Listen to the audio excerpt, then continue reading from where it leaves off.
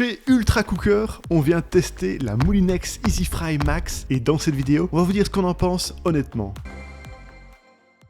Si ce produit vous intéresse, sachez qu'on a mis un lien avec son meilleur prix juste en dessous de cette vidéo. Cette friteuse sans huile a une capacité de 5 litres, pouvant accueillir jusqu'à 800 grammes de frites, soit assez pour 6 personnes. Durant nos tests, nous avons confirmé qu'elle pouvait bel et bien contenir cette quantité. Elle mesure 37 par 27 par 32 cm, ce qui prend une place raisonnable sur un plan de travail. Son cordon d'alimentation mesure 90 cm et elle pèse un poids assez léger de 3,6 kg. La structure extérieure de la machine est en plastique. La cuve est quant à elle faite de PTFE, aussi connu sous le nom de Teflon. Le revêtement est donc anti-adhésif et la grille est recouverte du même matériau. Malheureusement, nous avons noté que la grille ne reposait pas sur des pattes en caoutchouc. Ainsi, elle rayera probablement la cuve au fil du temps à force de frottement. Pour paramétrer les différentes cuissons, il y a un écran LCD digital. Les indications sont suffisamment lumineuses pour être bien lisibles et le fonctionnement tactile est réactif. Nous avons trouvé que le panier était très simple à saisir grâce à sa bonne poignée. Cette dernière est restée froide pendant l'utilisation.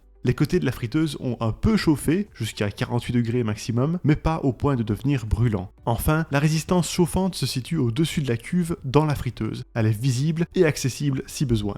Voilà pour le design. Passons maintenant aux fonctionnalités et aux performances. Cette friteuse propose 10 programmes automatiques. Frites, nuggets croquettes, poulet rôti, bacon, pizza, steak, poisson, légumes, crevettes et desserts. Pour changer d'un programme à un autre, il suffit d'appuyer sur l'icône de toc de chef. Le manuel d'utilisation fourni intègre un tableau avec des exemples de cuisson et de programmes à utiliser. Nous avons trouvé que ça facilitait la prise en main de la machine lors des premières utilisations. Bien sûr, chaque programme est ajustable en temps et en température. Le thermostat varie de 70 à 200 degrés. La minuterie est programmable entre 0 et 60 minutes et s'arrête automatiquement à la fin du temps imparti. Par contre, la machine n'a pas de balance intégrée. De ce fait, elle n'adapte pas le temps de cuisson à la quantité d'ingrédients que vous y placez. C'est à vous d'effectuer les modifications si nécessaire. Il n'y a pas non plus de signal sonore à la mi-cuisson pour vous rappeler de secouer ou de retourner les aliments. C'est dommage car cette fonctionnalité est pratique quand on souhaite faire autre chose pendant la cuisson. Au cours de nos tests, nous avons vérifié si la température sélectionnée était bel et bien atteinte à l'intérieur de la cuve. En lançant un programme de légumes à 180 degrés Celsius, notre thermomètre de cuisine avec sonde a relevé une température maximale de 144 degrés durant la cuisson de carottes surgelées. Lors d'une cuisson à 200 degrés à vide, la friteuse a atteint 190 degrés.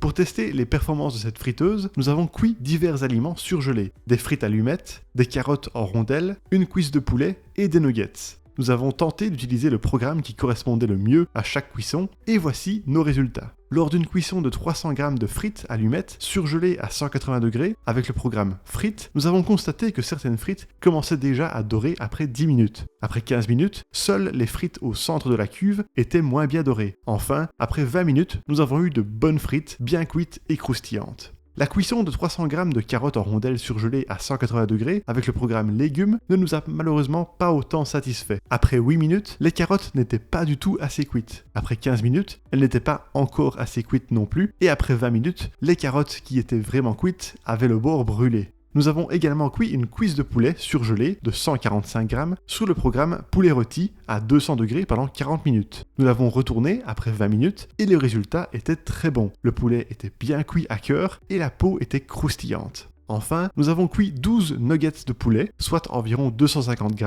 avec le programme spécifiquement dédié. Ils ont cuit durant 15 minutes à 200 degrés et nous les avons secoués à la mi-cuisson. Le résultat a été excellent, avec un poulet bien cuit et une palure croustillante. Lors de la cuisson de ces nuggets, nous avons relevé les particules émises par la friteuse. Pour cela, nous avons placé un capteur de qualité de l'air à 1 mètre. Nous avons noté les quantités de PM2.5 et de TVOC avant l'utilisation de la friteuse et après la cuisson des nuggets. Heureusement, ces polluants ont très peu augmenté suite à l'utilisation de la friteuse. Par contre, si les odeurs étaient relativement légères après la cuisson des nuggets, elles étaient bien plus présentes après la préparation de frites. Voilà pour les fonctionnalités et les performances. Maintenant, qu'en est-il du bruit ? Durant nos tests, cette friteuse a émis un bruit raisonnable. À 1 mètre de la machine, en fonctionnement, notre sonomètre a relevé 50 décibels.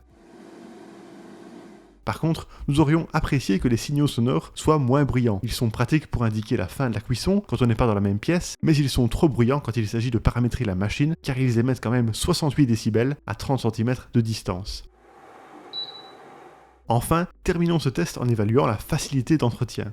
L'extérieur de la friteuse peut être nettoyé à l'aide d'un chiffon humide et l'intérieur se lave avec de l'eau chaude et une éponge non abrasive. Si besoin, vous pouvez brosser la résistance chauffante pour éliminer des résidus d'aliments. La cuve et la grille peuvent être placées au lave-vaisselle ou être nettoyées à la main. Nous avons constaté que le passage au lave-vaisselle était relativement efficace. La plupart des saletés sont parties, mais il en est resté un tout petit peu que nous avons dû nettoyer à la main. Et voilà pour nos résultats de test. Alors pour résumer le tout, les points positifs de la Moulinex Easy Fry Max sont une bonne préparation des frites, nuggets et cuisses de poulet, un design pratique, compact et léger, 10 programmes disponibles, l'arrêt automatique en fin de cuisson, le fait qu'elle ne chauffe pas trop à l'utilisation, son bruit raisonnable lors de la cuisson, et la cuve et la grille qui vont au lave-vaisselle. Quant aux points négatifs, la mauvaise cuisson des carottes surgelées, l'absence de rappel sonore à mi-cuisson, la grille qui manque de caoutchouc pour éviter de rayer la cuve, et les signaux sonores qu'on a trouvés un petit peu trop bruyants quand on est à proximité. Et voilà qui termine notre test. Merci beaucoup de l'avoir regardé. Pour rappel, vous trouverez le lien de ce produit avec son meilleur prix juste en dessous de la vidéo. Et si vous aimez les tests honnêtes d'appareils de cuisine, n'hésitez pas à vous abonner à notre chaîne.